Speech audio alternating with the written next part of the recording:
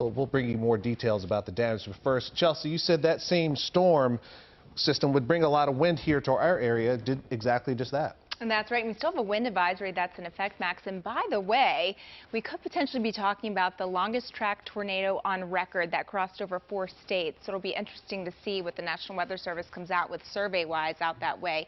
We do have a wind advisory in effect. That's through 1 a.m. tonight. Take a look at some of these gusts. I mean, my goodness, nearly 60 miles per hour in Frederick County, 54 Eastport, Hagerstown, 47-mile-per-hour wind gusts reported. And we're still seeing those winds whipping.